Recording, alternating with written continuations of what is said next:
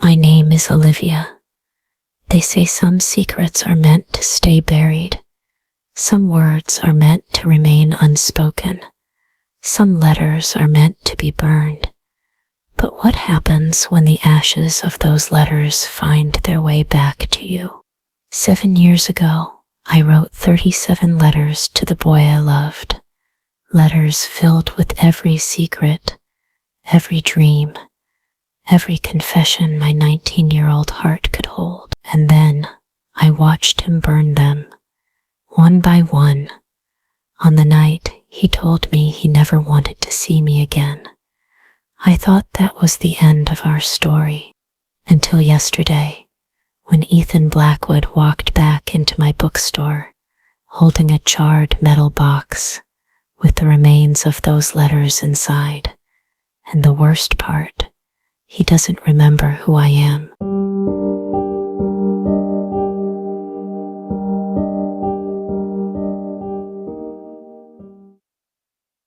Chapter 1. Ashes. The bell above the door chimes, a cheerful sound that doesn't match the sudden heaviness in my chest. I don't need to look up to know it's him. 7 years, and my body still recognizes his presence, like a tuning fork responding to its perfect pitch. I keep my eyes on the inventory spreadsheet on my laptop, pretending I haven't noticed the customer who just walked in. My fingers hover over the keyboard, suddenly forgetting what numbers I was about to type. "Excuse me," his voice, deeper now, but unmistakably his. I look up slowly, carefully arranging my features into a neutral expression, the polite shopkeeper face I've perfected over the 3 years I've owned Bookmark, my little independent bookstore in downtown Portland. Ethan Blackwood stands before me, more handsome than he has any right to be. The boy I loved has become a man with broader shoulders, a stronger jaw, and eyes that still remind me of a stormy ocean. But there's something different about those eyes now, something vacant when they look at me. "Can I help you?" My voice doesn't betray me, doesn't crack or whisper or scream. He shifts his weight, looking uncomfortable. There's a metal box tucked under his arm, rusted, dented, familiar in a way that makes my stomach clench. "I'm looking for information about this," he says, placing the box on the counter between us. "I was told you might be able to help." I stare at the box, the one I gave him filled with letters, now charred and warped from the fire he set to its contents. "Who told you that?" My question comes out sharper than intended. He looks surprised at my tone. "The woman at the coffee shop next door. She said you've lived here all your life, that you know everyone in town. Maya, my best friend, the only person who knows the full story of Ethan and me, who held me through the aftermath, who must not have recognized him. I found this box buried in the garden of a house I just bought," he continues, oblivious to my internal panic. "The Victorian on Maple Street, his grandmother's house. Of course, she passed away last year. I'd heard the property had finally sold, but never imagined. Inside are what look like burned letters," he says, opening the lid to reveal the charred remains. Most are too damaged to read, but I managed to make out a few words. Something about promises and a girl named Liv. Liv, his nickname for me. No one else has ever called me that. "I'm trying to figure out who they belong to," he says. "It feels important somehow. I should tell him right now. I should say, those are my letters. I wrote them to you. You burned them the night you broke my heart and told me you never wanted to see me again." Instead, I hear myself ask, "Why do you care about some old burned letters?" He runs a hand through his dark hair, a gesture so achingly familiar it hurt. "This is going to sound strange," he says, "but I was in an accident about 6 years ago. I lost some of my memories, specifically, most of my memories from the year before the accident. The room seems to tilt, my fingers grip the edge of the counter. An accident?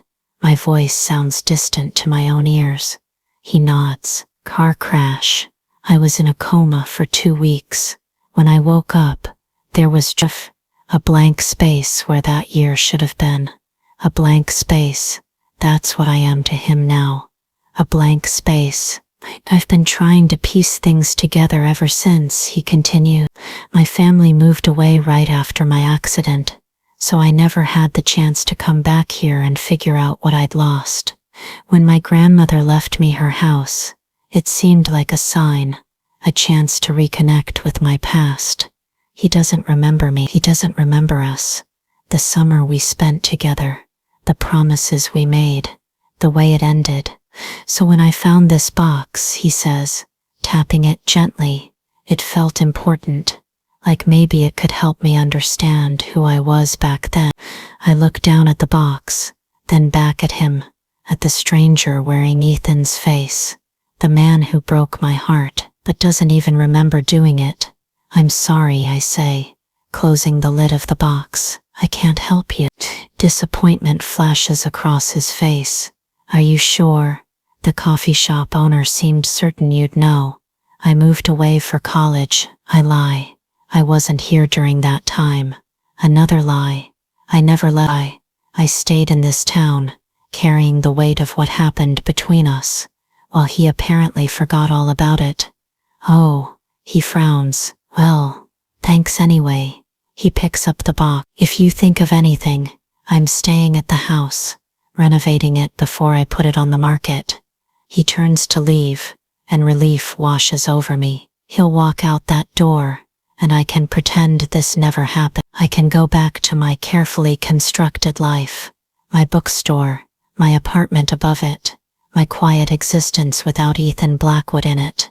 But then he stops at the door and turns back. I'm Ethan, by the way. Ethan Blackwood. Olivia, I say, the name feeling strange on my tongue when directed at him. He used to say my name like it was a prayer. Now he's hearing it for what he thinks is the first time. Nice to meet you, Olivia. He smiles, and it's like being stabbed. Maybe I'll stop by again sometime. Your store has a good feeling to it. And then he's gone, the bell chiming cheerfully in his wake. I wait until I'm sure he's not coming back, then rush to the door, flip the sign to closed, and lock it. My legs give out, and I slide down against the door until I'm sitting on the floor, arms wrapped around my knees. Ethan Blackwood is back in town.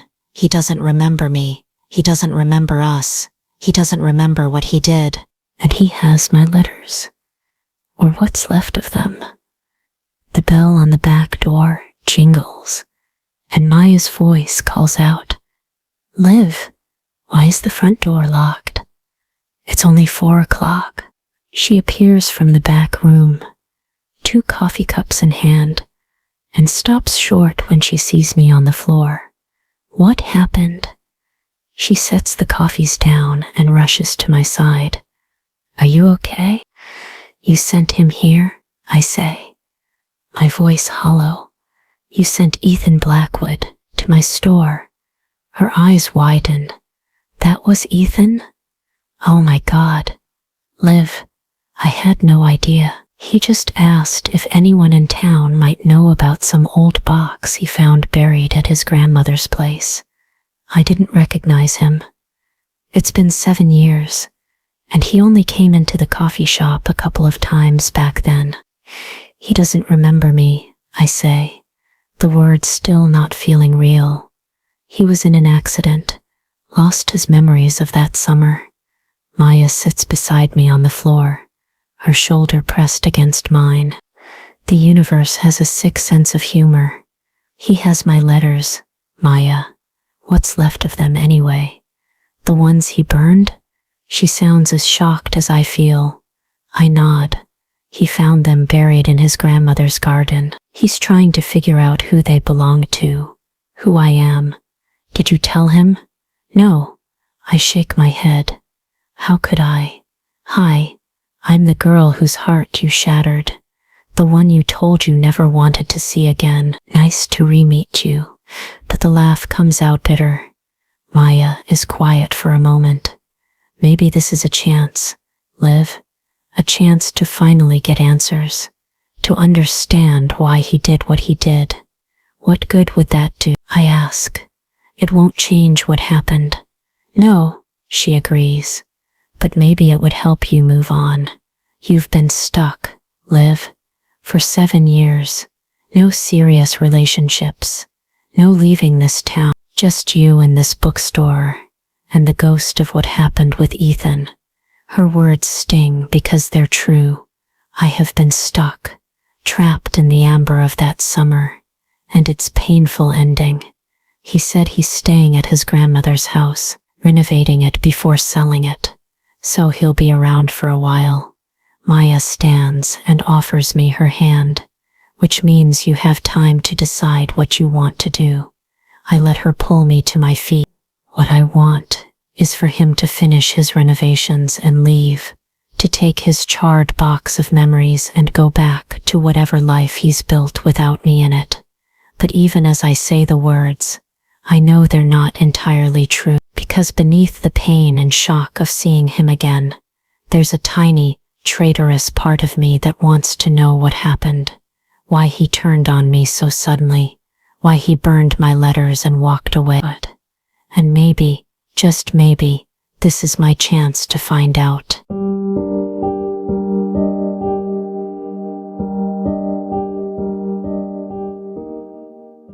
Chapter 2. Embers. 3 days pass before I see him again.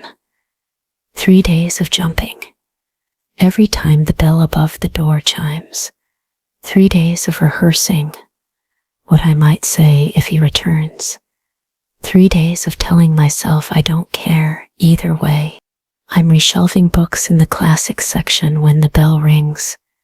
I don't look up immediately, having trained myself not to react to that sound like a Pavlovian dog, but then a throat clears nearby, and I know without looking that it's him. The Catcher in the Rye, he says, reading the title of the book in my hand. I remember loving that book. At least, I'm told I did. I had to reread it after my accident. Slide the book into its place on the shelf and turned to face him. He's wearing faded jeans and a gray t-shirt with paint splatters. Renovation clothes. His hair is slightly damp, like he just showered. Did you still love it? I ask, surprising myself with the question. He considers this. Yes and no. It was like reading it for the first time, but with this strange sense of déjà vu. I'd find myself anticipating certain lines before I got to them. He shrugs. That happens a lot. My brain remembers things my mind doesn't, if that makes any sense. It doesn't, but I nod anyway. I'm sorry for bothering you again, he says, but I can't stop thinking about that box, about those letters. I move to the next shelf, needing something to do with my hands. Why is it so important to you?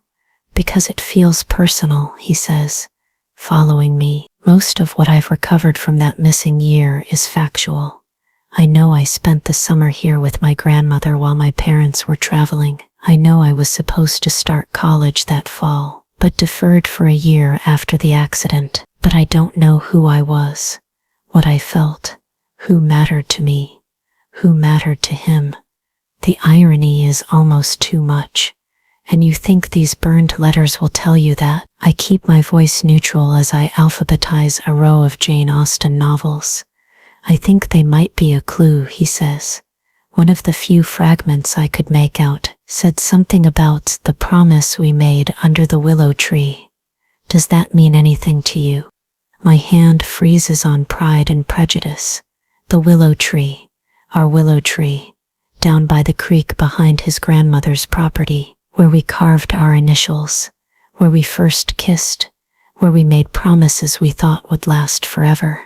No, I lie, sliding the book into place with more force than necessary. Like I said, I wasn't here that summer.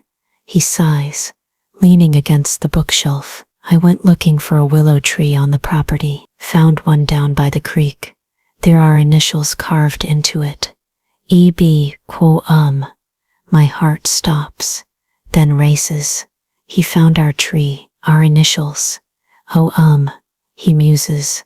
Olivia, what's your last name? Martinez, I say automatically, then curse myself silently. His eyes widen slightly. Olivia Martinez. He straightens up. It was you, wasn't it? You're the girl from that summer. I could lie. I could deny it. I could make up some excuse about common initials. But I'm tired of lies, tired of carrying this alone. Yes, I admit, meeting his eyes. It was me. He stares at me, and I can see him trying to reconcile the stranger before him with whatever fragments of memory might still exist in his mind. We knew each other, he says slowly. We were close. We were together, I clarify, for that summer. And the letters? They were from you to me? I nod, unable to speak past the lump in my throat. Why didn't you tell me when I came in the other day? There's no accusation in his voice, just confusion. I turn away, moving to the next shelf. It was a long time ago, Ethan. Ancient history. Not to me, he says quietly. To me, it's a missing piece of my life, a part of who I am, that I've been trying to recover for 6 years. I face him again, anger suddenly flaring. Well, maybe some things are better left forgotten. He flinches at my tone. What happened between us, Olivia? Why would I burn your letters? The question hits me like a physical blow. He doesn't just not remember me. He doesn't remember what he did. The cruelty of that final night. You should go, I say, my voice tight. Please, he says, stepping closer. I need to understand. No, you don't. You don't get to waltz back into my life after 7 years, not even remembering who I am, and demand explanations.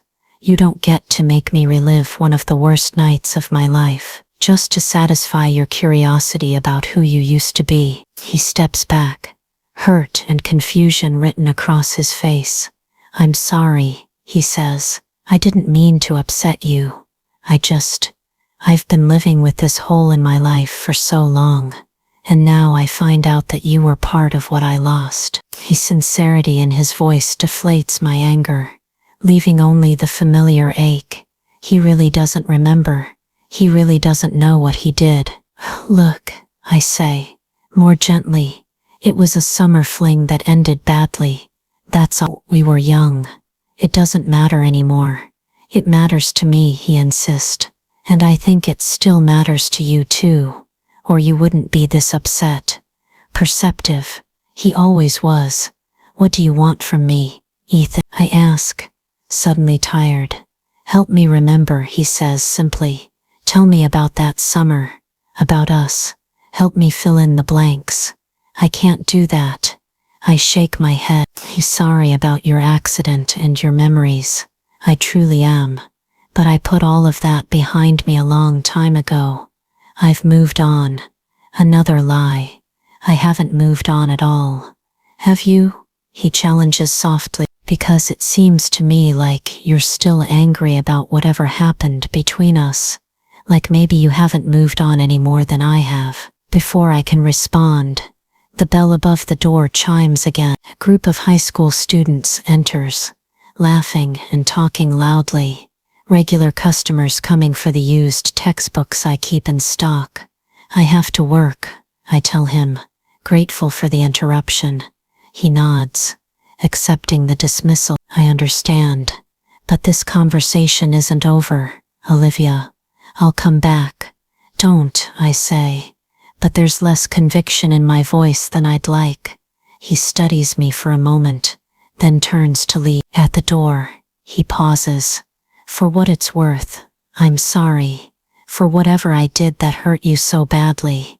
Even if I can't remember it, I'm sorry. And then he's gone, leaving me with an apology I've waited 7 years to hear, from a man who doesn't even know what he's apologizing for.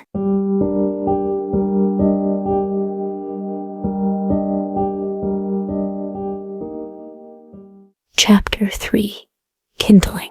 That night, I dream of the willow tree.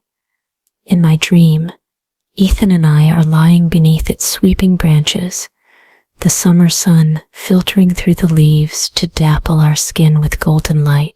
His head is in my lap, and I'm reading aloud from a dog-eared copy of The Great Gatsby. His eyes are closed, a smile playing at the corners of his mouth as he listens to my voice. "Do you believe in soulmates, Liv?" he asks during a pause in my reading. "I don't know," I answer honestly. "Do you?" He opens his eyes, looking up at me with such tenderness it makes my chest ache. "I didn't," he says, "until I met you." I wake with tears on my cheeks, the ghost of his words echoing in my mind. That had been a real conversation, not just a dream, a memory my subconscious has dredged up to torment me. The digital clock on my nightstand reads 3:17 a.m. I sit up, knowing sleep won't return anytime soon. My apartment above the bookstore is small but comfortable, with large windows that now frame the night sky. I move to the window seat, wrapping a blanket around my shoulders as I gaze out at the quiet street below. Seeing Ethan again has opened a door I've kept firmly shut for 7 years. Memories flood back, unbidden and unwelcome. The way he used to look at me, like I was the most fascinating person he'd ever met. How he'd leave books on my doorstep with notes tucked inside, pointing out passages that reminded him of me. The sound of his laugh, the feel of his hand in mine, and then the memory I've tried hardest to forget, the night it all ended. It was August, just before he was supposed to leave for college in California. I'd given him the box of letters I'd written throughout our summer together, one for each day we'd known each other. Some were love letters, some were stories about my life before him, some were dreams for our future. All of them were pieces of my soul committed to paper. "Read them when you're away," I told him. "When you miss me." He'd promised he would, promised to write back, promised we'd make the long distance work until I could join him in California the following year. But that night, everything changed. I went to his grandmother's house to surprise him, to spend one last evening together before he left in the morning. I found him in the backyard, my box of letters open beside him, pages curling and blackening in the fire pit. When he saw me, his expression wasn't apologetic. It was cold, distant, like I was a stranger. "What are you doing?" I'd asked, my voice breaking as I watched my words. My heart turned to ash. "What I should have done weeks ago," he'd replied, ending this before it goes any further. "I don't understand. I remember the physical pain of those moments, like something was being torn from inside me. Yesterday you said you loved me. I was wrong." His voice had been flat, emotionless. "This was never going to work, Olivia. We were fooling ourselves. I'm leaving tomorrow, and I'm not coming back. I don't want to be tied down. I don't want promises or letters or a long-distance relationship. I want to start fresh. Ethan, please." I'd been crying by then, not understanding how everything could change so quickly. "Whatever's wrong, we can fix it. Just talk to me. There's nothing to fix," he'd said, tossing another letter into the flames. "I don't love you, Olivia. I never did. It was just a summer thing. It's over. I don't believe you." I'd reached for the box, trying to save what letters remained. "You don't mean this." He'd grabbed my wrist, Not hard enough to hurt, but firmly enough to stop me. I do mean it. I want you to leave, Olivia. I never want to see you again.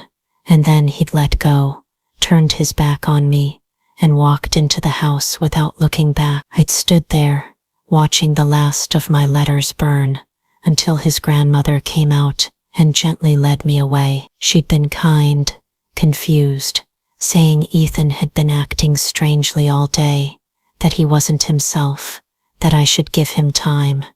But there was no time. He left the next morning, and 3 months later, I heard about his accident, a car crash on a rainy California highway, a coma, recovery, but no one told me about the memory loss.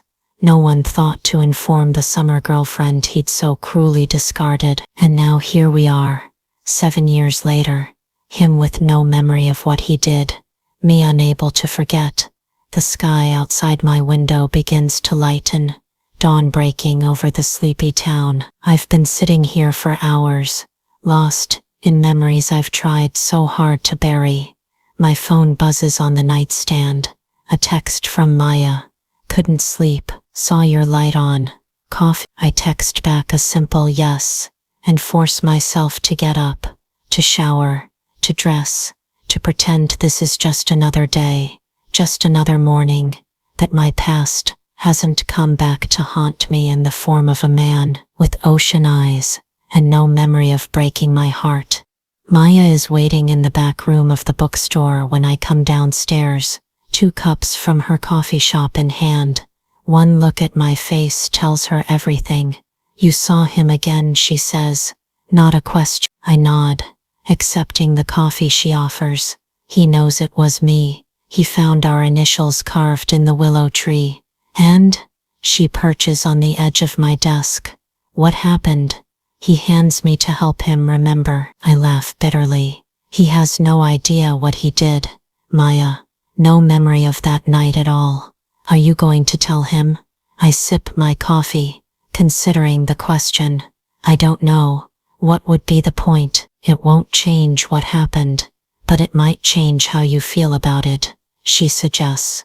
Maybe understanding why he did what he did would help you move on. Or maybe there is no why, I counter. Maybe he just got tired of me. Maybe it really was just a summer fling to him. Maybe knowing that would only make it worse. Maya shakes her head. I didn't believe that then, and I don't believe it now. You didn't see what I saw that summer, the way he looked at you, how I talked about you. That wasn't a guy having a casual fling. Then why? The question that has haunted me for 7 years.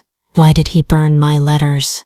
Why did he say those things? That's what I'm saying, she says gently. Maybe now you have a chance to find out. The bell above the front door chimes, signaling that someone has entered the store. I freeze, wondering if it's him again.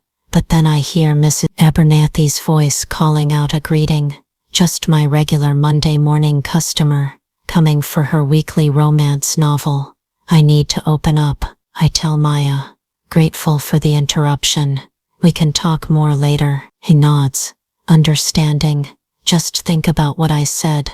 Liv, maybe this is the universe giving you a second chance at closure.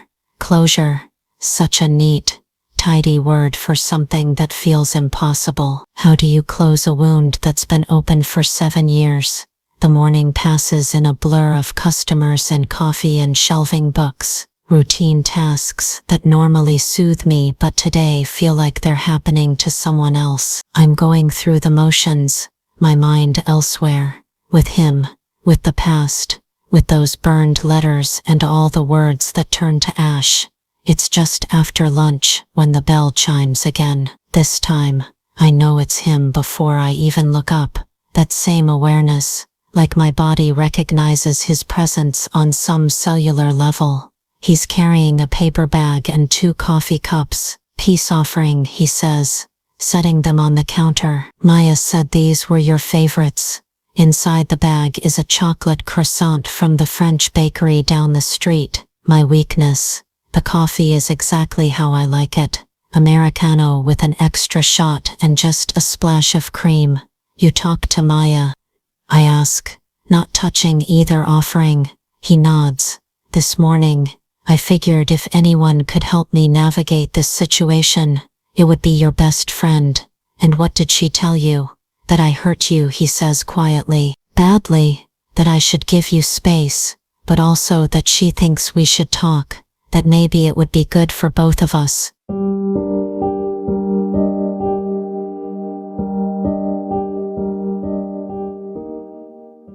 I'm going to kill Maya.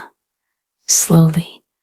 She also said you haven't been on a real date in 7 years. He continues, that you've been stuck ever since that summer. Make that very slowly and painfully. Maya talks too much, I mutter. Finally taking the coffee. I need the caffeine for this conversation. She cares about you, he says, and she thinks I owe you an explanation. The problem is, I don't have one to give, and not without your help. I take a sip of the coffee, buying time. The store is empty except for us. No customers to save me this time. What exactly do you want from me, Ethan?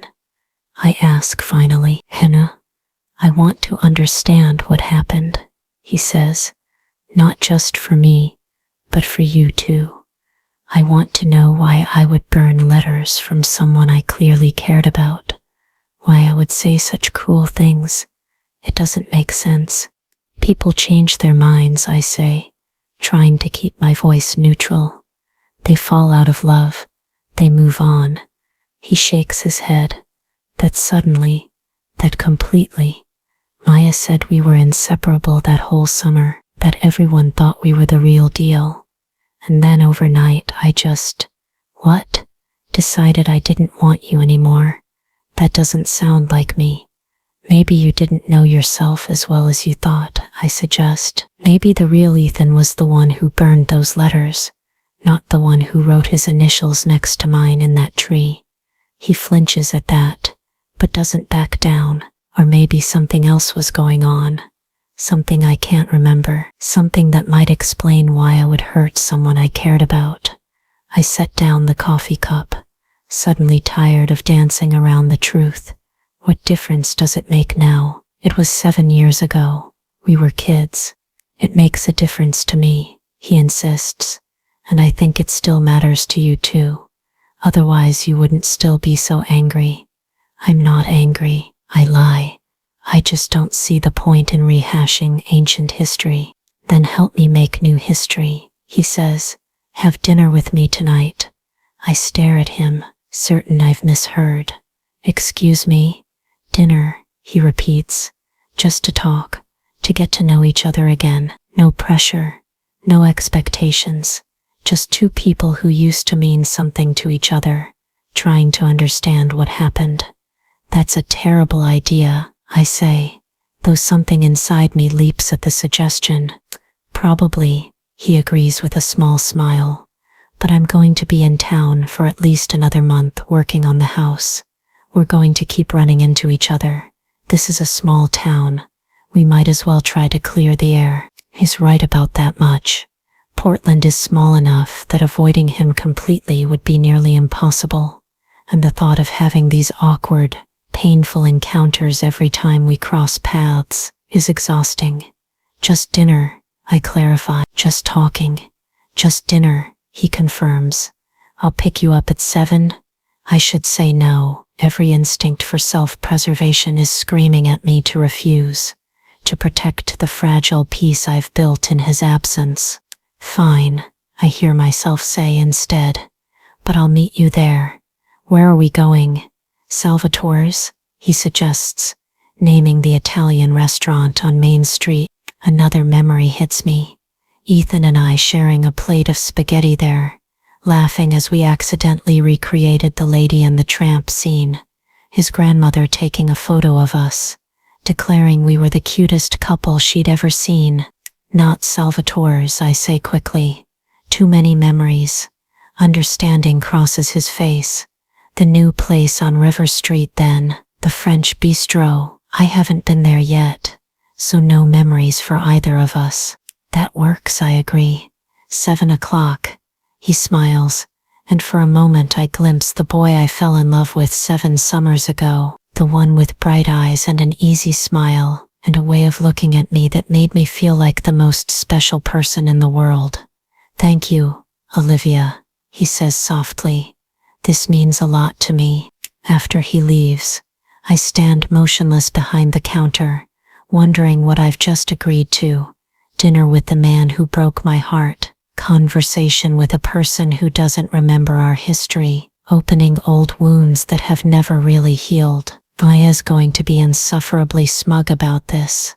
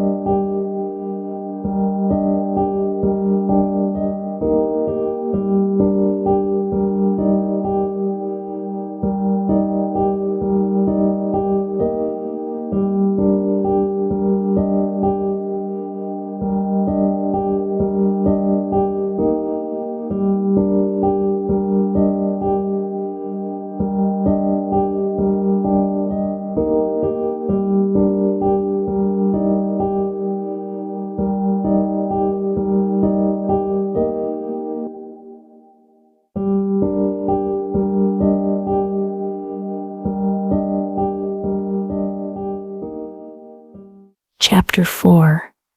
Sparks. I change outfits 3 times before settling on a simple navy blue dress. Nothing too fancy, nothing that screams I'm trying to impress you. Just nice enough for dinner at a decent restaurant. I arrive at the bistro 5 minutes early, but Ethan is already there, waiting outside. He's wearing dark jeans and a button-down shirt, his hair slightly tamed from its usual dishevelment. He looks good, too good. You look beautiful, he says when I approach, his eyes taking me in with appreciation that makes my cheeks warm. Thank you, I reply, hating how formal we sound, like strangers on a first date instead of people who once knew every inch of each other's bodies, every corner of each other's hearts. The restaurant is cozy and dimly lit, with small tables and soft music. The hostess leads us to a corner table, intimate but not overly romantic. Ethan pulls out my chair for me, a gesture that feels both familiar and strange. I wasn't sure you'd actually come, he admits once we're seated. I wasn't sure either, I say honestly. A waiter brings menus and takes our drink orders. Wine for both of us, red for him, white for me. Some things haven't changed. So, he says after the waiter leaves, where do we start? I don't know, I admit. This is uncharted territory. Maybe at the beginning, he suggests. How did we meet?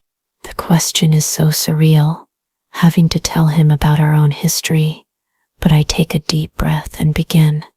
It was at your grandmother's annual summer barbecue, I say. She invited half the town, including me and my dad. You were sitting under that willow tree, reading. I remember thinking it was strange that someone would choose to read at a party.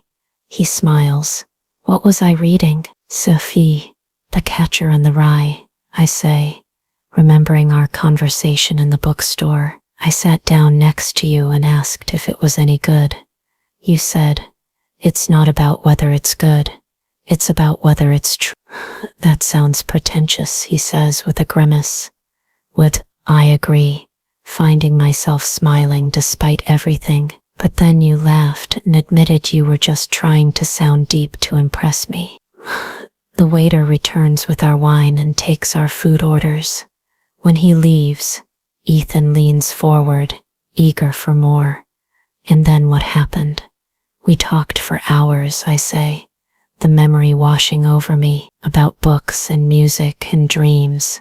You told me you wanted to be a writer, that you were taking a gap year before college to work on your novel. I did want to be a writer, he says thoughtfully. I still do, actually. I've been working on a novel while renovating the house. This surprises me. What's it about? A man trying to recover his lost memories, he says with a self-deprecating smile. Not very original, I know, but they say write what you know. And what does he find? I ask, curious despite myself. When he recovers his memories, Ethan's expression turns serious. I don't know yet. I haven't finished it. I'm still trying to figure out what he's really looking for. If it's the memories themselves, or something he lost along with them. Our eyes meet across the table, and for a moment, the years between us seem to dissolve. This connection, this understanding, was always the foundation of our relationship. The way we could talk about ideas and dreams and the big questions of life. The waiter brings our food, breaking the moment. We eat in silence for a few minutes, the conversation lulling into something more comfortable. Tell me more about that summer, Ethan says eventually. What did we do? Where did we go? So I tell him about our midnight swims in the creek, about the time we drove to the coast and spent the day building elaborate sandcastles, about the outdoor movie nights in his grandmother's backyard, where we'd watch old films projected onto a sheet hung from the clothesline. I tell him about the good parts, the beautiful parts. I leave out the intensity, the way we fell so hard and so fast, the promises we made, the future we planned. It sounds perfect, he says when I pause, like something out of a movie. It wasn't perfect, I say, suddenly needing him to understand. We argued sometimes. You were leaving for college. I still had a year of high school. We were trying to figure out how to make it work long distance. And did we, he asks, figure it out? I look down at my plate. No, we didn't. Because of what happened that night, he says, the night I burned your letters. I nod, not trusting my voice. Will you tell me about it? He asks gently. I need to know, Olivia. So I do. I tell him about finding him in the backyard, about the letters burning in the fire pit, about the cold, distant way he spoke to me, the cruel words, the finality of it all. I don't understand, he says when I finish, genuine confusion in his eyes. That doesn't sound like me at all. Why would I do that? What changed? I don't know, I say. The words I've been asking myself for 7 years. You never gave me a reason, just said you didn't love me, that you never did, that it was just a summer thing. He shakes his head, troubled. That doesn't make sense. Not from what you've told me about us. Not from what Maya said. Not from what He trails off. What? I prompt. He hesitates, then says, not from what I feel when I'm with you. Even now, not remembering our history, there's something familiar, something that feels right. My heart stutters at his words. Dangerous words. Words that could lead me right back to heartbreak. It was a long time ago, I say, retreating to safer ground. We were different people then. No, were we? He challenges. Or are we still those same people? Just older, still drawn to each other despite everything. Ethan, I say, a warning in my voice. Don't. He backs off, respecting my boundaries. I'm sorry. I I wish I could remember. I wish I knew why I would hurt someone I clearly cared about. Maybe it's better that you don't remember, I suggest. Maybe we both need to let the past stay in the past. Is that what you want?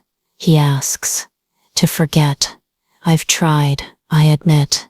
For 7 years, I've tried to forget you, to move on, and I thought I had, until you walked into my bookstore holding that box. I'm sorry for disrupting your life, he says, genuine regret in his voice. That wasn't my intention. I know. I offer a small smile. It's not your fault you don't remember.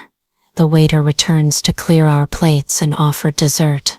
We both decline, the conversation having dampened our appetites. Ethan pays the bill despite my protest, insisting it was his invitation. Outside the restaurant, the night air is cool and clear, stars visible above the small town lights. We stand awkwardly on the sidewalk, neither northly ready to say goodnight. Can I walk you home? He asks. I should say no. I should end this evening now, before it goes any further, before old feelings resurface completely. Okay, I say instead. We walk in silence for a block, the space between us charged with unspoken words. Finally, Ethan speaks. I want to show you something, he says. At the house, something I found that might help us understand what happened. Tonight? I ask, surprised. He nods. It's not far, just a detour on the way to your place. Curiosity wins out over caution. All right. We change direction, heading toward Maple Street and his grandmother's Victorian. The house looms in the darkness, its gabled roof and wraparound porch just as I remember. Ethan leads me up the steps and unlocks the front door. Inside, the house is in various states of renovation. Drop cloths cover furniture, and the smell of fresh paint lingers in the air. But beneath the construction, it's still the warm, welcoming place I remember from that summer. The place where Ethan and I spent countless hours reading together, talking, dreaming. This way, he says, leading me to his grandmother's study. The room is mostly untouched by renovation, the bookshelves still lined with leather-bound volumes, the antique desk still positioned by the window. Ethan goes to the desk and opens the top drawer. From it, he removes an envelope, yellowed with age. I found this yesterday, he explains, while I was clearing out the desk. It was hidden in a false bottom in the drawer. He hands me the envelope. It's addressed to you. My name is written on the front in shaky handwriting I recognize as his grandmother's. With trembling fingers, I open the envelope and remove a single sheet of paper, a letter dated 6 years ago, just after Ethan's accident. Dear Olivia, it begins. I'm writing to you about Ethan, though I know you may not wish to hear his name after what happened between you. I've debated whether to send this letter for weeks now, but in the end, I believe you deserve to know the truth. Ethan was in a car accident 3 months ago. He's recovering well physically, but the head injury he sustained has affected his memory. Specifically, he has no recollection of the summer you spent together, or of the events leading up to his departure for college. Perhaps this is a blessing. Perhaps it's better he doesn't remember the pain he caused you. But as someone who watched him fall in love with you, who saw how happy you made each other, I feel compelled to tell you something. The night Ethan burned your letters, he wasn't himself. Earlier that day, he received a phone call that upset him greatly. He wouldn't tell me what it was about, but he was distraught. When I asked about you, he said it was better for everyone if he ended things cleanly before leaving, that it would hurt less in the long run. I don't know what was said in that call, but I know my grandson, and the boy who burned your letters was not the same boy who spent the summer looking at you like you hung the moon. I'm not asking you to forgive him. What he did was cruel, regardless of his reasons, but I thought you should know there was more to the story than you might realize. Ethan doesn't remember any of this now. The doctors say the memories may never return, so I leave it to you to decide what to do with this information. With fondness and regret, Eleanor Blackwood. I look up from the letter, my vision blurred with tears. She never sent this, I whisper. No, Ethan confirms. I don't think she could bring herself to mail it. Maybe she thought it would only cause more pain. A phone call, I say. The pieces slowly coming together. Something happened that day. Something that made you change your mind about us. I've been trying to remember, he says. Frustration evident in his voice. Trying to piece together what could have happened. Who would have called me? What could they have said that would make me hurt you like that? I fold the letter carefully and return it to the envelope. Your parents, maybe they were traveling that summer. Maybe they didn't approve of us. He shakes his head. My parents wouldn't have cared who I dated. They were always hands-off about that kind of thing. Then who? I ask. The mystery of that night suddenly reopened after 7 years of believing I knew exactly what happened. That Ethan simply stopped loving, that it had all meant more to me than to him. I don't know, he says, but I want to find out, for both our sakes. He steps closer, close enough that I can smell his cologne, the same one he wore that summer, the one that still sometimes haunts my dreams. Help me, Olivia, he says softly. Help me solve this mystery. Help me understand what happened to us. I should say no. I should walk away now, before I get pulled back into the gravitational field that is Ethan Blackwood, before I start hoping for answers that might not exist, for closure that might never come. But the letter in my hand changes everything. The possibility that there was more to that night than I've believed for 7 years. The chance to finally understand why the boy who loved me turned so cold.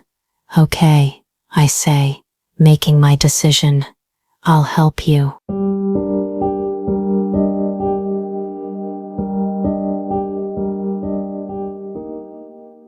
Chapter 5. Flame. The next morning, I wake with a sense of purpose I haven't felt in years. The mystery of what happened that night has been reopened, and I'm determined to solve it, not just for Ethan, but for myself, for the 19-year-old girl whose heart was shattered without explanation. I open the bookstore at 9 as usual, but my mind is elsewhere. I keep replaying that summer in my head, looking for clues I might have missed. Was there tension I didn't notice? A phone call I didn't think was important? Someone who might have wanted to come between us? Maya arrives at 10 with coffee and questions. Well, she demands, perching on the counter. How was dinner? Did you talk? Did he grovel appropriately for things he doesn't even remember doing? I fill her in on everything. The dinner, the walk to his grandmother's house, the letter. Her eyes widen as I explain what Eleanor Blackwood wrote. Holy plot twist, she says when I finish. So something happened that day. Something that made him do a complete 180 on your relationship. Apparently, I say, still trying to process it myself. But what? And who? Who would have had that kind of influence over him? Maya taps her chin thoughtfully. What about Caitlin? Caitlin, I repeat, confused. Caitlin Reynolds? Yeah, Maya nods. Remember? She had that massive crush on Ethan before he met you. She was pretty upset when you two got together. I vaguely recall a pretty blonde who used to glare at me whenever Ethan and I were together around town, but it had seemed like typical small-town drama. Nothing serious. You think she might have said something to him? I ask skeptically, something that would make him burn my letters and tell me he never wanted to see me again? Maya shrugs. It's a place to start, and she still lives here, you know, works at the hospital as a nurse. It's a thin lead, but it's something. I'll ask Ethan if he remembers her. Speaking of Ethan, Maya says, glancing toward the door. Incoming at 2 o'clock. I look up to see him entering the bookstore, carrying what looks like a photo album. He smiles when he sees me, a smile that still makes my heart skip despite everything. Morning, he says, nodding to Maya. Hope I'm not interrupting. Not at all, Maya says, hopping off the counter. I was just leaving. Places to go, coffee to serve, mysteries to solve. She winks at me as she heads for the door. Call me later. When she's gone, Ethan sets the album on the counter. I found this in the attic, he explains. It's full of photos from that summer. I thought maybe looking at them might jog something loose in my memory. I open the album with trepidation. The first page shows Ethan standing on the porch of the Victorian, squinting in the summer sun. The next few pages are similar. Ethan in the garden, Ethan helping his grandmother in the kitchen, Ethan reading under the willow tree. And then there I am, 19 years old, laughing as I sit beside him on a picnic blanket. My hair was longer then, falling in waves down my back. My smile wide and uninhibited in a way it hasn't been since. You were beautiful, Ethan says softly, looking over my shoulder at the photo. Don't, I say, the word coming out sharper than intended. I'm sorry, he says immediately. I didn't mean to make you uncomfortable. I take a deep breath. It's okay. This is just harder than I expected. We continue through the album, page after page of us together, at the creek, at the town's 4th of July celebration, making dinner in his grandmother's kitchen, the evidence of our happiness preserved in glossy 4x6 prints. We look so happy, Ethan says, stating the obvious. It makes what happened even more confusing. Maya mentioned something, I say, seizing the opportunity. Do you remember Caitlin Reynolds?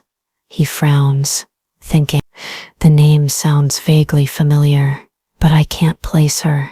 She had a crush on you, I explain. Before we got together, Maya thought she might have said something to you that day. It's possible, he says, though he doesn't sound convinced. But would I really have ended things with you because of something someone else said? That doesn't seem like me. I don't know, I admit. I don't know what would have made you do what you did. That's what we're trying to figure out.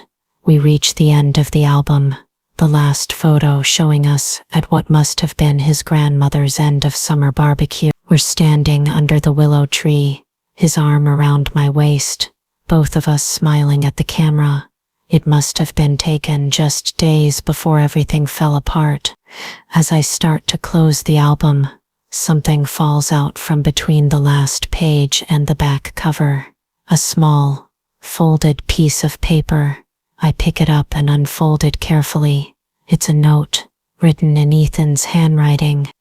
Liv, if you're reading this, it means I went through with it. I ended things between us. I want you to know it's not because I don't love you. I love you more than I've ever loved anyone, but sometimes love isn't enough. I can't explain why I'm doing this. Just know that it's the hardest thing I've ever had to do, and that if there was any other way, I would take it. Maybe someday I'll be able to tell you the truth. Until then, please try to forget me. Be happy. Live the amazing life you deserve. Forever yours. Even if I can't be. Ethan. My hands shake as I read the words, then read them again. Words that change everything I thought I knew about that night. What is it? Ethan asks, noticing my reaction.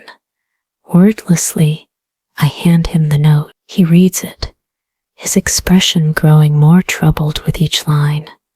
I wrote this, he says, staring at the paper. The letters we burned, continued. I wrote this, he says, staring at the paper. This is my handwriting, but I don't remember writing it. You never gave it to me, I say, my voice barely above a whisper. You must have hidden it in the album instead. I can't explain why I'm doing this, he reads aloud. If there was any other way, I would take it. He looks up at me, confusion and pain in his eyes. What does that mean? What was I being forced to do? I don't know, I say, but a cold feeling is spreading through me. This wasn't just Ethan changing his mind about us. This wasn't him falling out of love or wanting freedom before college. Something happened, something bad enough that he felt he had no choice but to end things in the cruelest way possible. "You need to talk to my parents," he says suddenly. "They might know something. They were traveling that summer, but we must have been in contact." "Are they still in California?" I ask. He nods. "But they're coming to visit next weekend to see the renovation progress on the house." He hesitates. Would you be willing to meet them, to help me ask the right questions?" The thought of seeing Ethan's parents again after all these years is daunting. They had always been kind to me during the few times we met that summer, but I have no idea what they know about what happened between Ethan and me. "I don't know, Ethan," I say honestly. "That's a lot to ask." "I know," he acknowledges, "and I wouldn't ask if I didn't think it was important. But they might have answers we need. Answers about who called me that day, what was said." He's right. As uncomfortable as it might be, his parents are our best lead right now. "Okay," I agree reluctantly. "I'll meet them." Relief washes over his face. "Thank you." He carefully refolds the note and hands it back to me. "You should keep this. It was meant for you, even if I never gave it to you." I take the note, this piece of the past that rewrites everything I thought I knew. For 7 years, I believed Ethan had simply stopped loving me, that our summer together had meant nothing to him. Now I know that wasn't true. He loved me. He was forced to end things. But why? By whom? "I should go," Ethan says, glancing at his watch. "I have a contractor coming to look at the roof." He hesitates. "Can I see you later? Maybe dinner at my place? I could cook." The invitation hangs between us, weighted with implications. Dinner at his house, just the two of us, in the place where we fell in love, and where he broke my heart. "Just to talk," he adds quickly, sensing my hesitation, "to figure out our next steps in solving this mystery." "Okay," I hear myself say. "What time?" 7, he suggests. "And don't worry about bringing anything. I'll take care of everything." After he leaves, I stand motionless behind the counter, the note clutched in my hand. The words blur as tears fill my eyes. Not tears of sadness this time, but of confusion and a dangerous emotion I don't want to name. Hope. Because if Ethan didn't want to end things with me, if he was somehow forced to, then everything I've believed for 7 years has been wrong. The foundation of pain I've built my adult life on has been built on a lie, and I don't know if that makes things better or infinitely worse.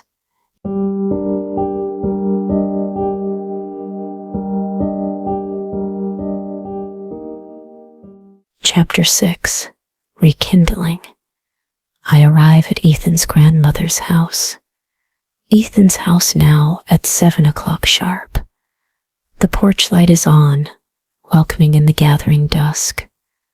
I stand on the steps for a moment, gathering my courage before knocking. The door opens almost immediately, as if he's been waiting just on the other side. Ethan smiles when he sees me, a smile that reaches his eyes and creates the small dimple in his left cheek that I'd forgotten about until this moment. "You came," he says, as if he'd half expected me to change my mind. I said I would. I hold up the bottle of wine I brought, despite his instructions not to bring anything. "Peace offering." He laughs, taking the bottle. "I think I'm the one who owes you peace offerings, not the other way around." He steps back to let me in. Come in. Dinner's almost ready. The house smells amazing. Garlic and herbs and something baking.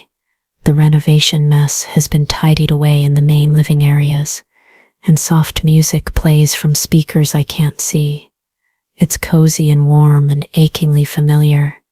You cook now? I ask, following him to the kitchen. The Ethan I knew could barely make toast without burning it. One of the skills I picked up after the accident, he explains, opening the wine. Part of my therapy, actually something about creating new neural pathways. He pours 2 glasses and hands me one. I discovered I enjoy it. The precision of it. The creativity. The kitchen island is set for dinner, with placemats and cloth napkins, and a small vase of wildflowers. Casual but thoughtful, just like Ethan.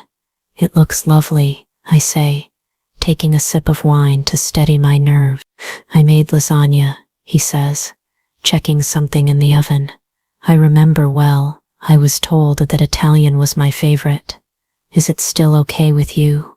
I nod. Perfect. We settle into an unexpectedly comfortable rhythm as he finishes preparing the meal. I help him toss the salad while he takes the lasagna from the oven and slices the garlic bread. It feels domestic, natural, as if we've done this 100 times before. Over dinner, we talk about lighter things at first. My bookstore, his renovation plans, books we've read recently. It's easy conversation, the kind we used to have before everything fell apart. This is delicious, I tell him, halfway through my second helping of lasagna. You really have become a good cook. Thank you. He looks pleased at the compliment. It's my grandmother's recipe. Actually, she left all her recipe cards in a box in the pantry. She was an amazing cook, I remember. Those cookies she used to make with the orange zest. Orange cardamom cookies, he says, nodding. I found that recipe too. Maybe I'll make them sometime. The invitation in his words is clear. Sometime in the future, when we might be together again. I change the subject. Have you talked to your parents about their visit next weekend? I called my mom this morning, he confirms. Told her I'd met someone who knew me that summer. Someone who might help fill in some of my missing memories. He takes a sip of wine. I didn't tell her it was you. I wanted to test the waters first. And? I ask, curious about her reaction. She got quiet, he says, frowning slightly. Then she said that might be good for me, but she sounded, I don't know, hesitant. Do you think she knows something? I ask, about what happened between us. Maybe. He pushes his plate away, his expression thoughtful. My parents were traveling in Europe that summer, but we must have been in contact. They would have called or emailed, especially with me about to start college. The letter mentioned a phone call, I remind him. Something that upset you greatly. Right, he rubs his forehead, frustration evident. I just wish I could remember, even a fragment, anything that might help us understand. After dinner, we move to the living room with our wine. The furniture is covered with drop cloths, but Ethan has cleared off one sofa and set up a couple of lamps. It's cozy in a makeshift sort of way. I've been thinking, he says as we sit down, a careful distance between us, about that note I wrote you, the one I never gave you. What about it? I've read those words a dozen times since this morning, trying to decipher their meaning, the way it's written. He says, it sounds like I was being coerced, like someone was forcing me to end things with you. That's how I read it too, I agree. But who? And why? He shakes his head. I don't know. But it had to be someone with significant influence over me. Someone I would sacrifice our relationship to protect or please. Your parents? I suggest. The most obvious answer. Maybe, he says, though he doesn't sound convinced. But like I said before, they were never the type to interfere in my relationships. They're pretty progressive people. What about your grandmother? I ask, though the idea seems absurd even as I say it. Eleanor Blackwood had adored me, had practically pushed Ethan and me together that summer. Definitely not, Ethan says firmly. She loved you. She told me so many times after my accident, when she was trying to help me piece together that summer. She said you were the best thing that ever happened to me. His words send warmth spreading through my chest. I'd loved his grandmother too, had missed her gentle wisdom in the years after Ethan left. Then who? I ask, circling back to the central question. Who would have had that kind of power over you? Ethan is quiet for a moment, swirling the wine in his glass. There's something else, he says finally. Something I haven't told you. My heart rate picks up. What is it? After my accident, he begins. When I was in the hospital, my parents were acting strange, protective, but in an excessive way. They monitored my visitors, screened my calls. At the time, I thought it was just concern for my recovery. And now, I prompt when he pauses. Now I wonder if they were keeping someone away, he says. Someone they didn't want me to see or talk to. Me, I ask, though it seems unlikely. I was 3,000 miles away, with no idea about his accident, until weeks later. I don't know, he admits, but there was one night, about a week after I woke up from the coma, I overheard my parents arguing. My mom said something like, "He doesn't remember her anyway. Let's keep it that way." And my dad said, "It's for the best. After what happened, it's better if they both move on." A chill runs down my spine. They were talking about me, about us. I think so, he agrees, but I didn't know what they meant then. I had no context, and when I asked them about it, the next day, they brushed it off, said they were talking about a friend from high school who'd been calling the hospital. But you didn't believe them, I guess. Not entirely, he confirms, but I had so much else to deal with. Physical therapy, memory exercises, trying to relearn who I was. I let it go. He sets his wine glass down on the coffee table. Now I wish I had. So your parents knew about us, I say, thinking aloud. And they knew something about what happened, whatever that was. And they decided it was better if you didn't remember me at all. That's how it seems, he agrees, which makes me even more curious about what they'll say when they see you next weekend. The thought makes my stomach twist with anxiety. What if Ethan's parents know something terrible? What if the truth is worse than the story I've told myself all these years? Are you sure you want to know? I ask quietly. What if it's something bad? Something that would hurt us even more? Ethan moves closer on the sofa, his eyes intent on mine. I need to know, Olivia. I've lived with this hole in my life for 6 years, and you've lived with the pain of what I did for 7. Don't we both deserve the truth? Whatever it is. He's right. Of course he's right. But part of me is terrified of what we might discover. What if the truth destroys even the fragile new connection we've begun to rebuild? Yes, I say finally. We deserve the truth. His hand finds mine on the sofa cushion between us. His touch is warm, familiar in a way that makes my heart ache. Whatever we find out, he says softly, it doesn't change how I felt about you then. The letters, the note, my grandmother's letter, they all confirm what I already know in my heart. I loved you, Olivia. Deep. Ethan, I say, a warning in my voice. Don't. I'm not trying to pressure you, he assures me. I'm not asking for anything. I just need you to know that what we had was real. Whatever made me end it, it wasn't because I stopped loving you. Tears prick at my eyes, words I've waited 7 years to hear, never believing I would. Thank you for saying that, I whisper. His thumb traces circles on the back of my hand. a gesture so achingly familiar that it breaks something loose inside me. 7 years of hurt and anger and confusion begin to dissolve, replaced by something new, something that feels dangerously like forgiveness. I should go, I say, gently withdrawing my hand. It's getting late.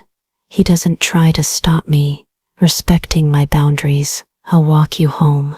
You don't have to, I protest. It's only a few blocks. I want to, he says simply, if that's okay. Outside, the night is clear and cool, stars visible above the small town light. We walk in companionable silence, the space between us charged with unspoken words and possibilities. At my door, we pause, the moment heavy with déjà vu. How many nights had ended just like this, that summer? Ethan walking me home, both of us reluctant to say goodnight. Thank you for dinner, I say, searching for safe words. Thank you for coming, he replies, for being willing to help me understand. He doesn't move to kiss me, doesn't try to prolong the moment. Instead, he simply says, "Good night, Olivia," and waits for me to go inside. "Good night, Ethan," I respond, unlocking my door. As I step inside, I turn back to look at him one more time.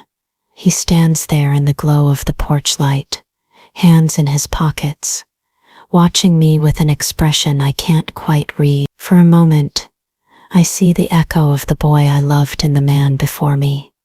The same eyes, the same gentle smile, the same capacity to make my heart race with just a look. I close the door, leaning against it as I hear his footsteps retreat down the walkway. Something has shifted between us tonight, something fundamental. The anger that has fueled me for 7 years is ebbing away, replaced by curiosity and a dangerous emotion I'm not ready to name. Whatever happens when we meet his parents, whatever truth we uncover, I know now that the story of Ethan and me isn't as simple as I thought. It's not just a tale of summer love and cruel betrayal.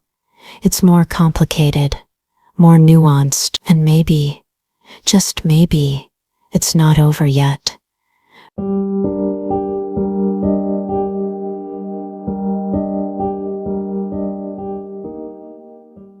Chapter 7. Truth. The week passes. In a blur of anticipation and anxiety, Ethan and I meet several times for coffee, for walks, for quiet conversations in the back room of my bookstore. We're careful with each other, maintaining a physical distance even as the emotional space between us narrows. We're rediscovering each other as adults, as the people we've become in the 7 years since that summer. I learned that Ethan completed college despite his accident, graduating with a degree in English literature, that he worked for a publishing house in San Francisco for several years before deciding to take a sabbatical to finish his novel, that his grandmother's death and the inheritance of her house seemed like perfect timing, a chance to reconnect with his past while building his future. He learns about my bookstore, how I saved for years to buy it from the previous owner, how books became both my escape and my salvation after he left, how I've built a life here that's quiet but meaningful. We don't talk about dating other people, about the relationships that didn't work out in the years between us. Some doors are still too painful to open. Saturday arrives with a knot of anxiety in my stomach. Ethan's parents are due to arrive around noon, and I've agreed to meet them for dinner at their hotel restaurant at 7. I spend the morning in a state of nervous distraction, shelving books in the wrong places and giving a customer change for a 20 when she handed me a 10. Maya stops by at lunchtime with sandwiches and moral support. "Are you sure you want to do this?" she asks, perched on her usual spot on the counter. Meet the parents who might have been behind the whole heartbreak saga. I need to know, I say, the same words Ethan used days ago. Even if it's painful, even if it changes nothing, I need to understand what happened. And then what? She asks, ever practical. Say you get your answers. Say you find out why Ethan did what he did. What happens next? Between you two. I mean, it's the question I've been avoiding all week. The future. What happens after the mystery is solved? I don't know, I admit. We haven't talked about it. But you have feelings for him again, she says. Not a question. I never stopped having feelings for him, I confess quietly. I just buried them under anger and hurt. And now that those are fading, you're falling for him all over again, she finishes for me. Maybe, I acknowledge, but it's complicated. He doesn't remember our history. He doesn't remember loving me. He just knows he did from what others have told him and what he's pieced together. And yet he's clearly crazy about you, Maya points out. The way he looks at you, Liv, it's like he's seeing the sun for the first time. Her words make my heart flutter traitorously. I've noticed it too, the way his eyes follow me, the softness in his expression when I speak, the careful distance he maintains as if afraid to push too far. We need to solve one mystery before starting another, I say firmly. Tonight is about finding answers, not beginning something new. Maya just smiles knowingly and changes the subject. At 6:30, I stand before my closet, trying to decide what one wears to confront the parents of the man who broke your heart 7 years ago. I settle on a simple blue dress, modest but flattering, with a cardigan to ward off the evening chill. I want to look put together but not like I'm trying too hard. Ethan meets me outside the hotel at 6:50. He looks handsome in dark jeans and a button-down shirt, his hair slightly tamed. His smile when he sees me is warm but tinged with nervousness. You look beautiful, he says, the compliment simple and sincere. Thank you, I reply, smoothing my dress self-consciously. How are your parents? How was their arrival? Good, he says, offering me his arm as we walk toward the hotel entrance. I take it after only a moment's hesitation. They're excited about the house renovations. My mom brought some old photos of how it looked when my grandmother first bought it. Did you tell them? I ask. About me? About who they're meeting tonight? He hodes. This afternoon. I thought it was better to prepare them. He hesitates. They were surprised. Surprised good or surprised bad? Just surprised, he says, though something in his tone makes me think there's more to it. They remember you, of course, from that summer. We reach the hotel restaurant, a nice but not fancy place with white tablecloths and soft lighting. Ethan spots his parents immediately and guides me toward a table in the corner. I recognize them instantly, though it's been 7 years. Robert Blackwood is tall like his son, with the same strong jaw but gray at his temples now. Catherine Blackwood is petite and elegant, her dark hair now streaked with silver. They both stand as we approach, their expressions a mix of politeness and something I can't quite read. Weariness, perhaps. Mom, Dad, Ethan says. This is Olivia Martina. Olivia, my parents, Robert and Catherine. We remember Olivia, Catherine says, her smile not quite reaching her eyes. It's been a long time. 7 years, I confirm, shaking her hand. Then Robert, it's good to see you both again. We sit, the awkwardness palpable. A waiter appears to take our drink orders, providing a momentary distraction. Ethan tells us you own the bookstore in town now, Robert says once the waiter leaves. That's impressive for someone so young. Thank you, I say, grateful for the neutral topic. I bought it 3 years ago from Mr. Abernathy when he retired. It's small, but it's mine. And you stayed in Portland all this time? Catherine asks, something like disapproval in her tone. You never left for college. I did my degree online, I explain, feeling defensive. While working at the bookstore, it allowed me to stay close to my dad. He had some health issues a few years back.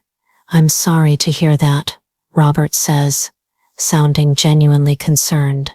How is he now? Better, I say with a small smile. Thank you for asking. The waiter returns with our drinks and takes our dinner orders. When he leaves again, Ethan clears his throat. I've asked Olivia here tonight because we're trying to understand what happened that summer. He says directly, specifically, why I ended things the way I did. Catherine's hand tightens around her wine glass. Robert's expression remains neutral, but something flickers in his eyes. That was a long time ago. Son, Robert says carefully. You were both very young. We were, Ethan agrees. But something doesn't add up. From everything I've learned, from grandmother's letter, from Olivia, from photos and my own note that I never delivered, I was in love with her, deeply in love. And then suddenly, I burned her letters and told her I never wanted to see her again. Why would I do that? Catherine and Robert exchange a look, some silent communication passing between them. We weren't there, Catherine says, her voice measured. We were in Europe. Remember? We can't tell you what happened between you and Olivia. But you know something, I say, finding my voice. Ethan overheard you in the hospital after his accident, talking about me, but how it was better he didn't remember. Catherine pales slightly. Robert sets down his drink. You were eavesdropping, he asks Ethan, deflecting. Well, that's not the point, Ethan says firmly. The point is, you knew about Olivia. You knew something happened between us, something bad enough that you thought it was better I didn't remember her at all. Another look between the parents. Another silent conversation. Finally, Robert sighs. We were trying to protect you, he says to Ethan. Both of you, actually. He glances at me. Protect us from what? I ask, my heart pounding. From more pain, Catherine says, her voice softening. When you had the accident, Ethan, and the doctors told us about your memory loss, we saw it as a fresh start, a chance to move forward without the weight of what happened. But what happened? Ethan pressed. Why did I end things with Olivia? Was it because of you? Did you make me do it? No, Robert says firmly. We would never have interfered in your relationship. We liked Olivia. He nods in my direction. We thought you were good together. Then why? Ethan's frustration is evident. Someone called me that day. Someone said something that made me feel I had no choice but to end things in the cruelest way possible. Who was it? What did they say? Catherine looks down at her hands, then back up at her son. It was Richard Collins, she says finally. The name means nothing to me, but Ethan's expression changes. Dad's old business partner, the one who went to prison for fraud. Robert nods grimly. The very same. I don't understand, I say, looking between them. What did this Richard person have to do with us? Richard was in serious financial trouble, Robert explains. His illegal activities were about to be exposed. He was desperate and looking for leverage. Leverage against you? Ethan asks, confusion evident. Against me, Robert confirms. I had discovered some discrepancies in the company accounts. I was planning to go to the authorities. Richard found out and decided to use you to stop me. Use me how? Ethan's voice has gone cold. Catherine reaches across the table, taking her son's hand. He threatened you, Ethan, and Olivia. Chill runs through me. Threatened us? Robert nods, his expression grim. They called you that day, Ethan. Told you that if I went to the authorities with what I knew, He would make sure both you and Olivia suffered. He had hired men who would hurt her badly. My blood runs cold as the pieces begin to fall into place. Ethan ended things to protect me, to keep me safe from this man's threats. Why didn't he just tell me? I ask, my voice barely above a whisper. Why the cruelty? Why burn my letters? Because Richard told him it had to be convincing. Catherine says softly that his men would be watching, that if you tried to maintain contact, if you followed Ethan to California, the threat would be carried out. Phew. So I made you hate me, Ethan says, undemean dawning in his eyes. I made sure you wouldn't follow me, wouldn't try to contact me. You were protecting me, I whisper, tears filling my eyes. 7 years of believing he never loved me, that our summer meant nothing, crumbling in an instant. Ethan called us immediately after Richard's threat. Robert continues. We wanted to go to the police, but he refused, said he wouldn't risk Olivia's safety. He insisted on handling it his way, by breaking her heart, Ethan says, his voice hollow. By keeping her alive, Catherine corrects gently. You were terrified. You knew Richard was dangerous, that he had connections to some very bad people. You couldn't bear the thought of Olivia being hurt because of you. What happened to Richard?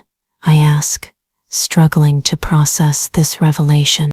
I went to the authorities anyway, Robert says, but quietly, gathered more evidence first, made sure it was airtight.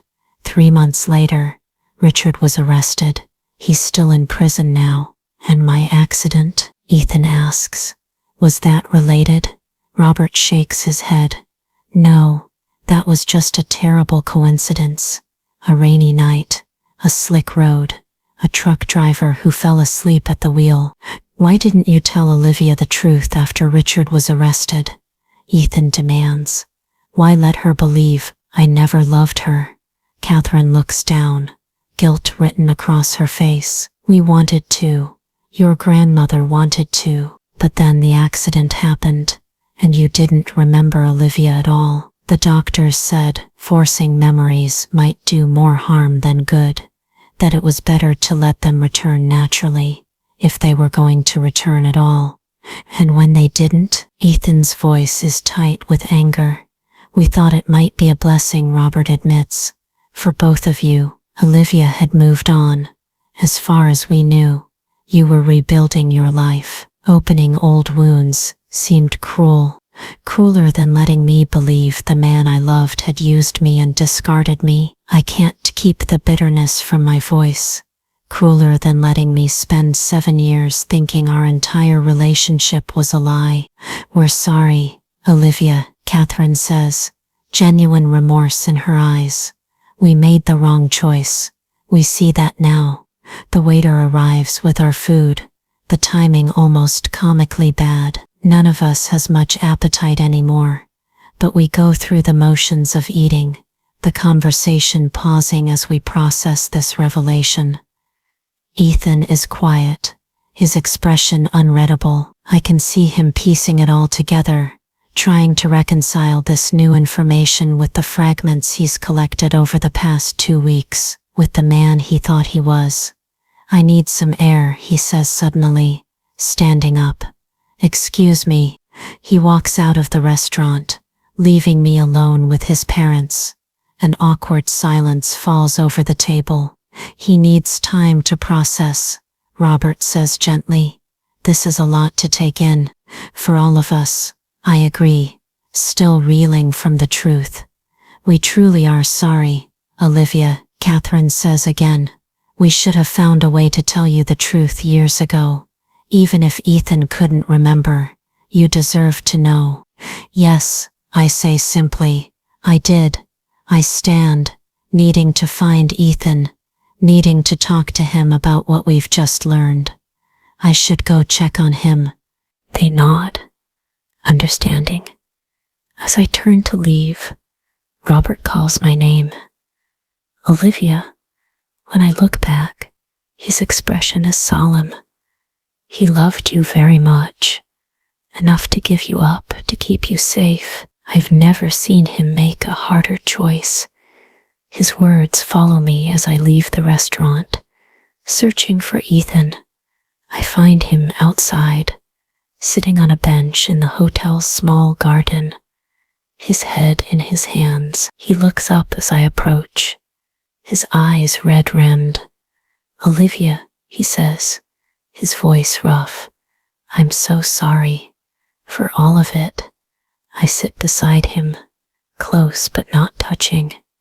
"It wasn't your fault," I say. "You were trying to protect me." "I hurt you," he says, anguish in his voice. "I made you believe I never loved you, that everything between us was a lie. You did what you thought you had to do," I say gently, "to keep me safe. And then I forgot you," he continues, self-loathing evident. "I forgot everything we were to each other. I forgot the sacrifice I made, the pain I caused. That wasn't your fault either," I remind him. "The accident, the memory loss, none of that was in your control." He turns to me, his eyes searching mine. "How can you not hate me after everything?" "I did hate you," I admit, "for years. But now I understand. Now I know the truth." "The truth," he repeats, shaking his head, "that I loved you enough to break both our hearts, that I was willing to let you hate me forever if it meant keeping you safe." "It was brave," I say softly. "Misguided, maybe. There might have been another way, but brave." "What do we do now?" he asks, the question hanging between us. "Where do we go from here?" It's the question I've been avoiding all week. The future. Now that we know the truth, now that the mystery is solved, what happens next? "I don't know," I answer honestly. "This changes everything and nothing." "What do you mean?" "It changes how I understand the past," I explain. "It heals a wound I've carried for 7 years, but it doesn't change the fact that you don't remember me, Ethan. You don't remember us. You don't remember loving me." "No," he agrees, his voice soft. "I don't remember. But Olivia," he reaches for my hand, his touch gentle. "I'm falling in love with you all over again, not with the memory of you, but with who you are now, the woman sitting beside me, the woman I've gotten to know these past 2 weeks." His words steal my breath, words I never thought I'd hear from him again. "Ethan," I begin, not sure what I'm going to say. "You don't have to say anything," he interrupts gently. "I know this is a lot. I know we have so much to work through. I just needed you to know how I feel. I never stopped loving you," I confess, the truth finally breaking free. "Even when I thought you'd broken my heart for no reason, even when I tried to hate you, I never stopped." His eyes widen, hope flickering in their depths. "Olivia." "But I'm scared," I continue, terrified, actually, of being hurt again, of building something with you only to lose it. "I can't promise we won't face challenges," he says, his thumb tracing circles on the back of my hand. "But I can promise I'll never willingly hurt you again, that I'll never walk away, that whatever comes next, we'll face it together." "But together," I repeat, the word feeling right on my lips. "I think I'd like that." His smile is like the sun breaking through clouds, slowly, giving me time to pull away if I want to. He leans forward, his lips meet mine in a kiss that feels both like coming home and like something entirely new. Gentle at first, then deeper as 7 years of separation and longing and newly discovered truth pour into the connection between us. When we break apart, breathless, he rests his forehead against mine. "I may not remember our past," he whispers, "but I want to build a future with you, Olivia Martinez. If you'll let me, I think I'd like that too," I whisper back. "One day at a time, one day at a time," he agrees.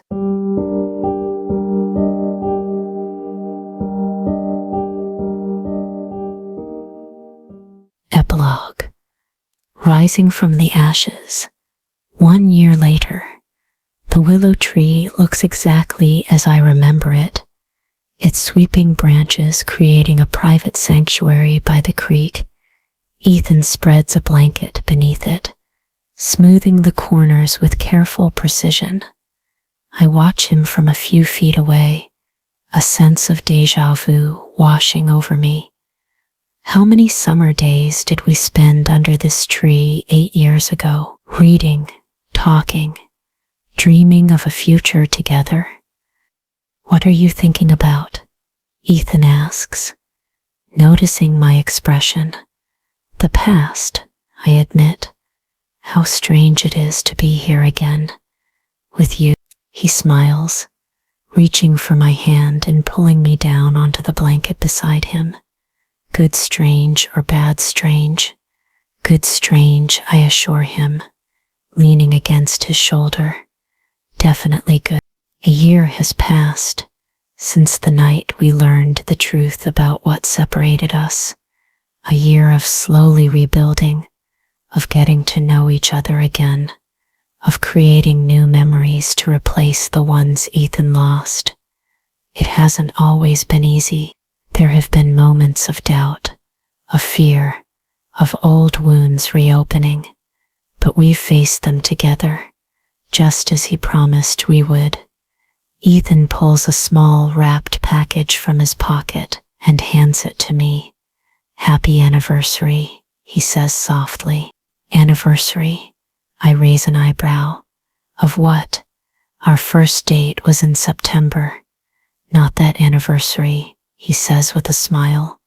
Today is the anniversary of the day I walked into your bookstore with a box of burned letters, the day we found each other again. Warmth spreads through my chest at his words, at his remembering. I didn't get you anything, I say, embarrassed. You've given me everything, he says simply. Just open it. I unwrap the package to find a small leather-bound book. Opening it, I see pages filled with Ethan's handwriting. The first page reads, "Letters I should have written, to Olivia, with love." What is this? I ask, my voice catching. Letters, he explains. One for each day since we found each other again, to replace the ones that burned. Tears fill my eyes as I flip through the pages. Each entry is dated, each one a letter to me. Some are short, just a few lines. Others fill multiple pages. All of them are written with love. Ethan, I whisper, overwhelmed. This is beautiful. Near's one more thing, he says, suddenly nervous. Turn to today's date. I find the page marked with today's date and begin to read. My dearest Olivia, 1 year ago today, fate brought us back together. I walked into your bookstore with a box of burned letters and no memory of the love we once shared. I didn't know then that I was beginning the most important journey of my life, the journey back to you. I may never recover the memories of our first summer together, but this past year has given me something even more precious, the chance to fall in love with you all over again, to create new memories that no accident, no threat, no passage of time can take away. You once wrote me letters filled with your hopes and dreams and love, letters I was forced to destroy to keep you safe. I can never give those back to you, but I can offer you this, my promise to spend the rest of my life writing our story together, one day at a time. Which brings me to the question I've been waiting to ask. The letter ends there. When I look up, confused, I find Ethan on one knee before me, a small velvet box in his hand. Olivia Martinez, he says, his voice steady despite the emotion in his eyes. I loved you once and lost you. I found you again and fell in love with you all over again. I don't want to waste another day without you by my side. Will you marry me? He opens the box to reveal a ring, not a diamond, but an emerald set in vintage gold. Unique, beautiful, perfect. Yes, I whisper, tears streaming down my face. Yes, Eth, I will. He slides the ring onto my finger, then pulls me into his arms. As his lips meet mine, I think about the journey that brought us here, about letters burned and secrets revealed, about memory and love, and second chances. Some letters are meant to be burned, some secrets are meant to be uncovered, and some loves are meant to rise from the ashes, stronger and more enduring than before. Ethan and I are proof of that.